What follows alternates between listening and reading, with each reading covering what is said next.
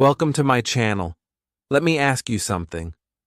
When was the last time you listened to your own thoughts? I'm not referring to the noise in your head, not your to-do list, not what others said. By real thinking, silent, profound, serene. If your mind is full at so many levels, like a small, crowded space with no windows, this video is for you. Because today, ladies and gentlemen, we are going to talk about something big. It's something that a lot of people never talk about. How to clear things out of your brain.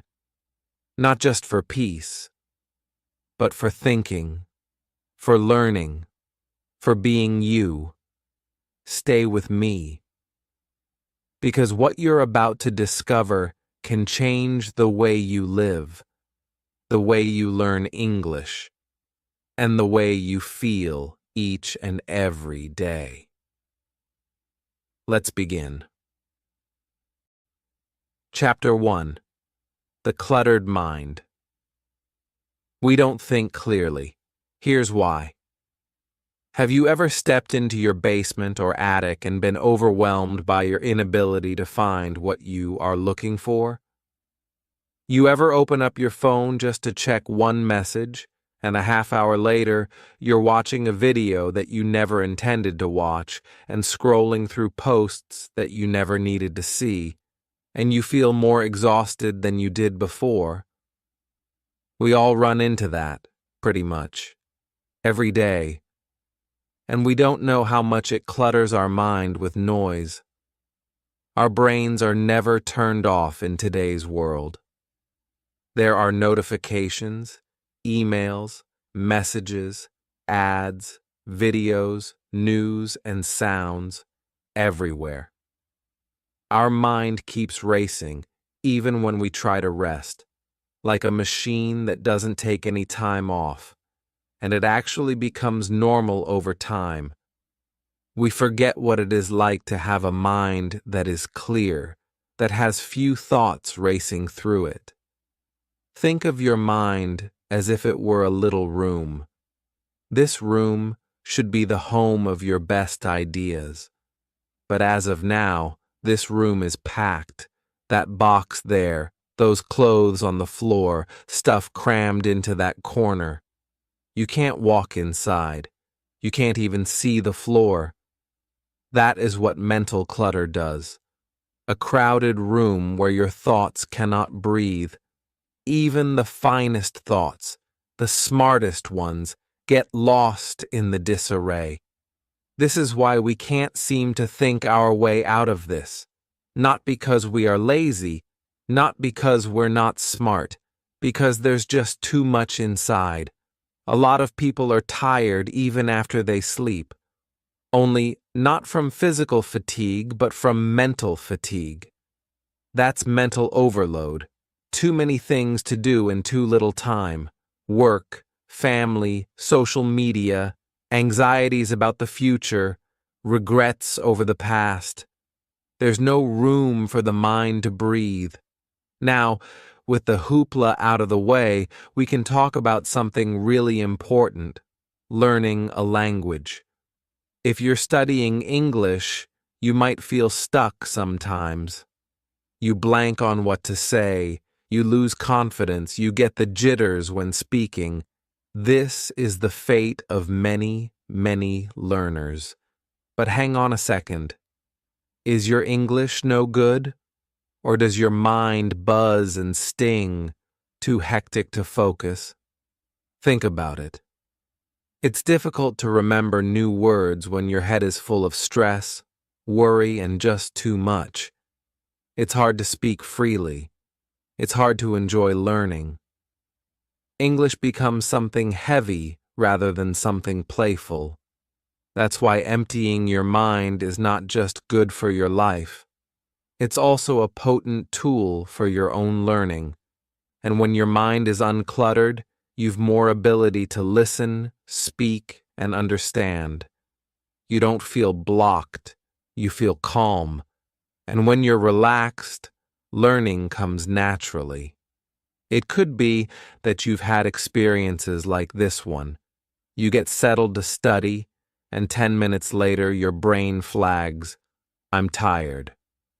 Or you attempt to articulate yourself, but your mind just goes blank. That's not your fault. Yes, that's your brain is telling you. It needs space. I want to leave it with you, with this thought. Even a computer needs to flush its memory. Hell, even your phone runs better when you shut some things down. And your mind? It's the same. Now think for a moment. What feels different when there's more space in your mind? If you could think clearly? If you weren't just overwhelmed? That's the question that we will now explore in the chapters that follow. Because yes, it's possible. You're running away from the world for no reason. It's not like you need to go monk or anything. You just have to figure out how to get through the clutter, little by little. This is just the beginning, but right now, simply by listening to and understanding this problem, you're already beginning to make room. So take a breath. You're doing far better than you realize. Part 1. Space, the Next Frontier. Chapter 2. Space Science. What it means when you think. Let's go a little deeper now. You might pose the question, what does it mean to think anyway? And it's a simple question, isn't it? But few people ever stop to ask it. Thinking isn't just talking to yourself in your head. It's more than just remembering things. It's more than that. Let me put it in easy terms for you. Thinking is like gardening. Yes, gardening. Your brain is the garden. Your ideas are the seeds. But to make those seeds grow, you need 3 things. Soil, this is your mind. Water, this is your focus. Sunshine, your clarity. Here is sunshine. Now picture you have this gorgeous seed, this great idea. But there's no room out in the garden. The ground already is full of old things, weeds, trash, other plants. It's not dark for lack of sunshine, but no sun shines there because there's too much noise. And you're trying to water 10 different things at the same time. What happens to the seed? It doesn't grow. And this is precisely what is happening in our heads. We try to keep our thinking clear. We try to learn English. We try to concentrate. But our brain is too full. The space is too crowded. That's why thinking is so painful. Now for some science, but easy English. You have something in your brain called attention span. That is, how long you can concentrate on something before you get distracted. It's short for most people, those 8 to 15 seconds, because we're always circulating between apps, messages, thoughts. There is also a little concept called cognitive load. That's how much detail your brain is stored at once. It's sort of like a backpack. You can only take so much before you have to drop some weight. And then there is neural overload. It's like your brain is trying to deal with too many signals at once. What you're seeing, what you're hearing, what you're feeling, the things that you remember. It gets tired. That's why you feel mentally drained after too much screen time or multitasking. But here's the good news. You're not bad at thinking. You're not bad at English. You're just overloaded. Many of us are now having a light bulb moment. It changes everything, because once you know this, you can do something with it. And it doesn't have to be difficult. I've got something for you, a simple tool you can put into practice today. It's called a micro pause. What is a micro pause? It's a little total pause, with seconds, where you stop doing everything. You stop talking, stop scrolling, you breathe, you look outside, you close your eyes, even just 10 seconds. That's it. This little pause offers your brain a reboot, turning off a machine and turning it back on. Suddenly, you're able to think once more. Try this right now. Just stop after this sentence. Sit still. No phone, no talking. Just 10 seconds.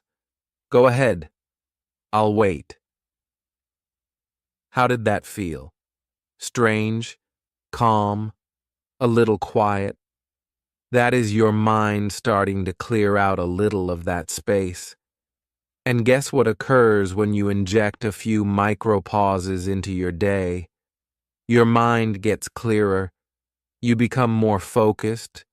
You feel less tired. It's particularly powerful if you're learning English. But you remember more when your brain is quiet. You understand more. You don't feel frozen up when you open your mouth. Thinking is not about doing more. It's about finding space so your mind can breathe. I'm going to show you how to make even more room by changing how you use your phone, how you spend your time alone, and yes, how you write. But keep this in mind. The science is straightforward. Spaces in your brain allow new thoughts and ideas to grow, like a garden needs soil. And when you know that, you can begin to think, not harder, but better. Chapter 3. Digital Detox, Reclaiming the Space in Your Head. Here's an example of something that touches us all: our phones, our screens, the internet, social media. Now I want to be clear. This is not a speech about abandoning the internet. It's not about getting rid of your phone. We need technology.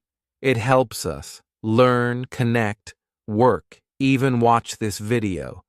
But here's the reality. If we don't control it, it controls us. Think about your average day. You wake up. What's the first thing you do? Maybe you check your phone. And then the messages arrive. Emails, news, maybe a few ads. Then you scroll a little. Maybe watch a video. Then something else. Then more. Before you know it, your brain is saturated, and the day has just started. We hardly notice it now, but that kind of constant digital noise, every beep, every ding, every red dot, nibbles at your attention. It colonizes your mental space without asking first. It's the reason why we feel fatigued despite not having done a lot. Our mind was never stopping, just responding to everything. Here's a good one: mental real estate. Imagine your mind is a house, a home in which to house your best thoughts, ideas, and dreams. But what if there's a perverse catch? If 100 strangers come into your house every hour, talking loudly, showing you things you didn't ask for, can you relax? Can you think clearly? Of course not. Your phone is inviting those strangers in, with every ping, every app, and every scroll. And that is where digital detox comes in. Now, the bad editor inside my head would scream, "Delete everything." This isn't about extremes. This is about tiny differences that spare your mind just a little. Here are 3 things you can put into practice right now. First, silences notifications for non-essential apps. You don't need to be notified whenever someone likes a post or a new video goes up. Select what's truly important, perhaps messages from close friends or calendar reminders, and switch everything else off. Second, set no phone times. How about this? No phone during the first 30 minutes after you wake up. No phone during meals. No phone 1 hour before bed. You can start small. Even 10 minutes helps. These brief moments allow your brain to breathe and reset. 3. Turn your phone to grayscale. It sounds strange, but it can make a big difference. When your screen is in black and white, your brain doesn't feel like it's addicted to it. A pop of bright color is designed to demand your attention. Grayscale quiets your mind. So, let's try a quick exercise. Imagine 2 days. Day 1. You receive 150 notifications.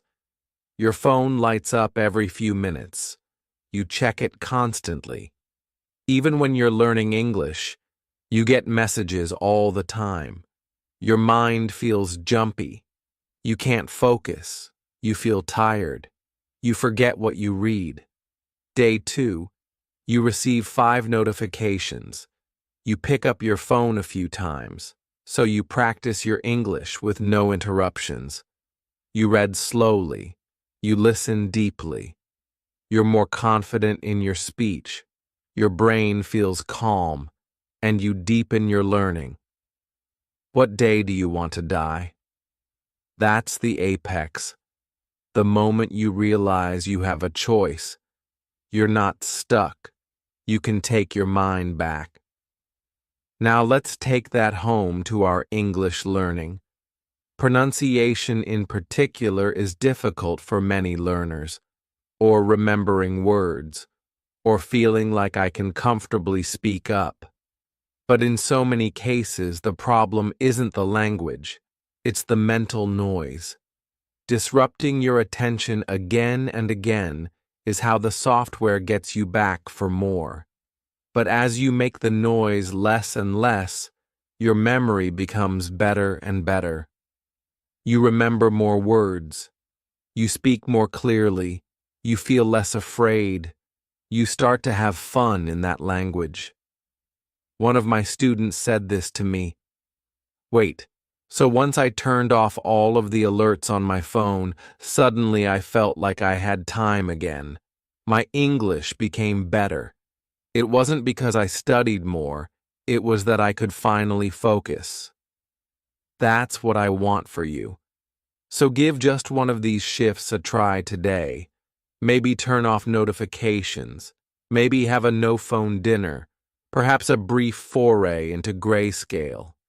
It is these small steps that create huge space. And that space, it's the organ where your thoughts expand. It's where your English gets better. Chapter 4. The Power of Solitude.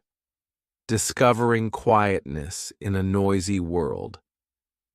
Do you know what it feels like to be alone in a room alone with nothing, not even a TV, and feel the uncomfortable silence?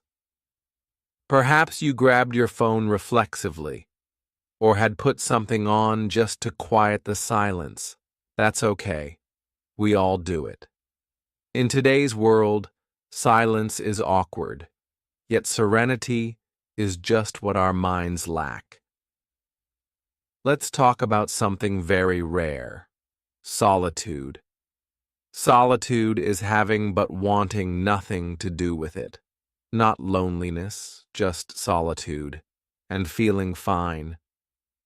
We live in a world of voices, social media, messages, calls, music, advertisements, opinions, thoughts from others, all the time.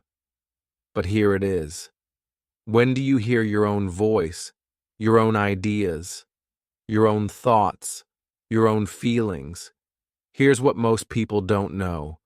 Great thinking does not occur in noise. It happens in stillness. and stillness takes practice. It's like a muscle. The more time you do with just you alone, with no distraction, the stronger that thinking is. Allow me to provide a humble example. Go for a walk outside for 5 minutes. No phone, no music, just walk. Feel your feet on the ground. Look at the sky. Listen to the wind. Don't do anything. Just be. It might even feel boring at first. But if you do it again tomorrow, and the next day, and the next day, something incredible starts to happen. Your brain starts to quiet down. Thoughts rise to the surface, not rushed, not forced, just natural. You start to feel good again. Here's the bottom line. Your brain requires quiet as much as your body needs sleep. Without silence, your thoughts do not have room to mature. Without silence, you can't really listen. To others, yes, but also to yourself. Most of us are afraid to be alone because we think we'll be lonely. But they are not the same. Loneliness is being empty. Solitude is being full. Being alone allows your mind its own private space to clean itself, to sort your emotions, to understand your life. It's the equivalent, she says, of organizing the messy desk, not by throwing everything away, but by putting everything in its place. And so, how does this relate to your English learning? Have you ever been walking, just walking by yourself, or taking a shower, or if you just sat down and out of nowhere, an English phrase pops into your head? Possibly a sentence that you recalled, maybe a new word, perhaps a suggestion for how to say something better. That's not an accident. That's what solitude does. It allows your brain to have ideas bump into one another. You're not forcing anything. You're just letting the language rise naturally. In fact, some of the best speaking ideas don't occur when you're trying hard. They arrive when your mind is quiet. That's why I always say to my students, you can't only practice English with your mouth. Practice it with your mind. Try this. Each morning before you get up, sit in stillness for 1 minute. Just 1 minute. No speaking, no scrolling, just breathe. Then write a sentence in English. It can be about anything. Today I feel the sky looks. I want to.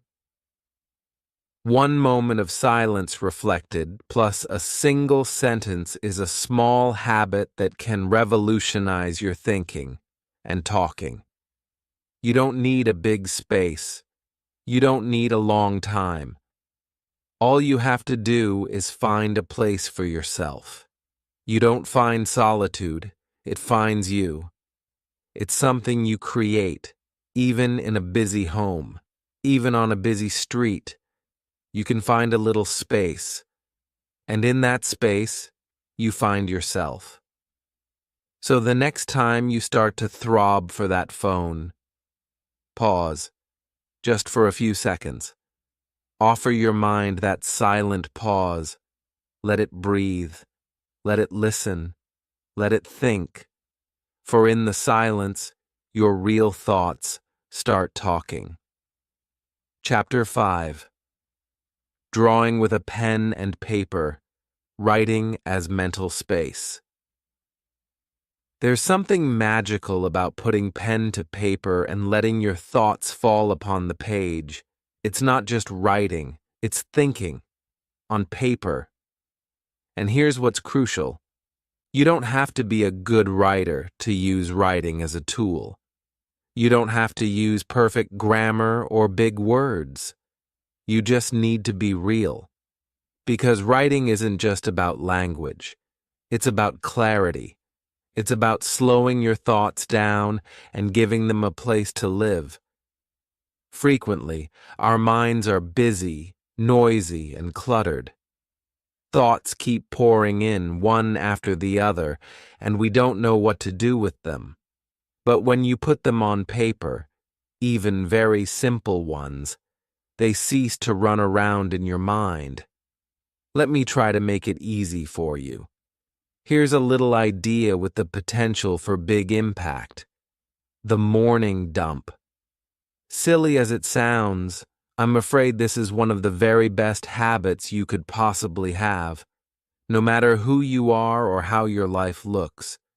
Before you do anything, really anything else, even check your phone, just spend 5 minutes writing down what's going on in that head of yours. Never mind that it doesn't have to be that way. It doesn't need to be pretty. It just needs to be real. Write what you feel. Write what you're thinking. Write what you need to do. Use note form and write what you are worried about. It can be messy. It can be short. It can be in English or your first language, or both. Here's an example. Today I feel tired. I didn't sleep well. I'm thinking about work. I wish to practice English, but I am not ready yet. Why do I always feel behind? I hope I can focus today. The sky is gray. That's it. That's enough. What just happened there? Your brain emptied all those leaden thoughts onto the page. That's like wiping down your desk before you start work. Now there's room to think. And for English learners, that's powerful. Why? Because writing is how you find your voice in English. It's your voice, even if it's unsophisticated. The most common thing I hear from learners is, I can't write because my English is bad. But that's backwards. You write to become good. Here's a simple rule. Don't write perfect. Write real. If you concentrate on being right, your brain will lock. If you will be real, your mind will open. Here are some sentence starters to use. Right now, I feel. Today, I want to. What I'm thinking about is, I don't know why, but in my mind, you need only write one sentence each day, or one paragraph. You don't have to share it with anyone. This is your space, a private, secure space for your thoughts. Writing is a silent conversation with yourself. It makes you understand what you really believe. When you understand what you think, you can speak more clearly. I hear this from so many of my students. When I started writing in English every day, I became more confident when I spoke. That's not a surprise. Speaking and writing come from the same place, your brain. And the better you know your thoughts, the more effortless it is to tell them to someone. Let's look at this another way. If your mind is a full backpack, writing is how you unpack it. One thought at a time, slowly. And all of a sudden, it's mercifully lighter. It's the perfect 3-sentence day with this challenge. Tomorrow morning, write 3 sentences. Don't worry about grammar. Don't fix mistakes. Just write what's real. And then notice how you feel. More calm, more focused, more open. That's the power of writing. You don't need more apps. You don't need more rules. All you need is a pen, a piece of paper, and 5 minutes. This one small habit can change it all. Your mindset, your confidence, and your English. So write what's in your head and allow your mind the space it requires. Part 3. Developing the thinking habit. Mental space. in real life. Chapter 6: How to Make a Thinking Habit. You are one step away from finishing the last chapter, and now it's time to pull it all together. We've discussed the way your mind gets crowded, how film noise clogs your brain, the strength in silence, the ways that walking, writing, and spending time alone help you think. But now we have the $100,000 question. How do you make this a habit? Because the fact is, clear thinking is not magic. It's a habit, a daily choice, a small practice. Not something you force, something you grow. Let's build a simple routine, one you can start tomorrow.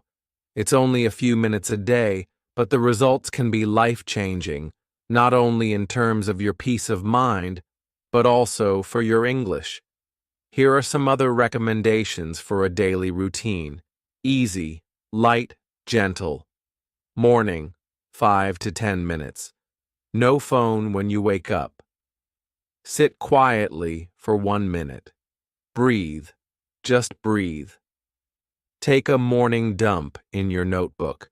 Write 3 to 5 sentences. Be real. Be messy. Be honest.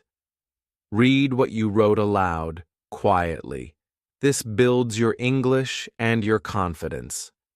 During the day, take 1 or 2 micro pauses. No phone, no talking. Just look outside, or walk, or sit. Let your mind breathe. Turn your phone on silent for 1 to 2 hours if you're working, studying, or taking a rest. Pay attention to how your energy shifts. Evening. Write again for 2 minutes before bed. Just answer this question. What did I learn or observe today? And should the answer be simple, write it. This isn't a strict rule. It's a soft rhythm. It's how you intentionally create mental space. And you might be wondering, can these small things really make a difference? Yes, they can. And here's why. In building these small habits, you're actually training your brain to slow down, to stop rushing, to not have my mind jump around. What you're doing is making space for clearer thinking. And when you think better, you speak better. Many English learners get stuck, not because they do not have enough words, but because their brain is too busy, too stressed, too full. Mental space is what allows you to feel less afraid. You're in no hurry to say anything. You're not fretting over every mistake. You're more relaxed. And when you're relaxed, words come more easily. Mental space also allows you to be more creative. You begin to play with the language. You try new words. You build your own sentences. You speak more like you. And here's the beauty of it. When you nourish your mind, your English develops naturally. You stop struggling against the language. You start flowing with it. You don't need to be perfect. You don't have to do it all today. You only need to put your foot in the door. Go for a walk without using your phone. Write one honest sentence. Sit in silence for a minute. That's all. And then, do it all over again the next day. Gradually and steadily, your mind is a less crowded place, a stronger space, a place where you can actually hear yourself think. This is not about getting away from life. It's about turning up with an empty mind, with full attention, with real presence. And when you live with that kind of space within you, everything changes. Your energy, your ideas, your learning, your confidence. So here's your gentle reminder. You don't need to do more. You have nothing more to do than to make space. And in that space, you will have your best thinking. You'll find your calm. You'll discover your English voice. If this video allowed you just one deep breath today, think of what a week of mental space could do. I'd be curious to hear what you think, so leave a comment below. What was the most interesting part of this video? What's your first small change going to be? And if you're looking for more easy English to help improve not only your language, but also your brain, then make sure you give this video thumbs up, subscribe to the channel, and hit that bell. It means a lot, and it's what keeps this quiet, contemplative corner of the internet growing, one quiet mind at a time. Take care, and lest I'll give your mind all the space it needs next time, you're actually doing better than you think.